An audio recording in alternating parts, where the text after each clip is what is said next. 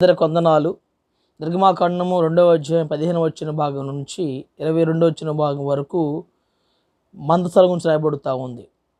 మంత్రస్థానులు వారిలో ఆధ్యాత్మిక విషయాలు ఏమిటాయంటే ఇద్దరు మంత్రస్థానులు ఉన్నారు, షిఫ్రా, పూయా. షిఫ్రా అనగా అర్థము సౌందర్యం గల స్త్రీ అని, పూయా అనగా అర్థం ఏమిటాయంటే ప్రసన్న వేదన కలిగిన స్త్రీ అని అర్థము.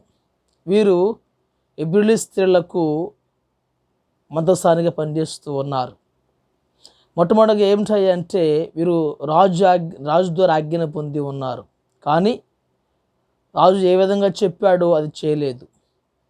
రెండవదిగా వీరు దేవునికి మాత్రమే భయపడుతూ ఉన్నారు.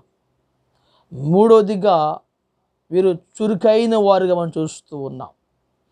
నాలుగవదిగా వీరు వేసిన పనికి దేవుని ద్వారా ప్రతిఫలన పొందుకుంటున్నారు.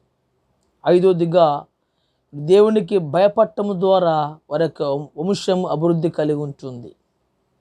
కాబట్టి ఐగుప్తు దేశంలో ఉన్న ఈ మంత్రస్థానులు దేవుని భయము కలిగి దేవుని మాటకు లోబడి రాజు ఏమాత్రం ఆజ్ఞ పెట్టినా, ఆజ్ఞ ఏమిటాయంటే పుట్టిన ప్రతి మగపిల్లవాడిని చంపిన ఆజ్ఞ పెట్టినా కూడా వారు ఆ పని చేయక దేవునికి భయపడి ముందు కొనసాగి ఐగుప్తు దేశంలో వారి యొక్క అంశము అభివృద్ధి కలిగి ఉంటుంది.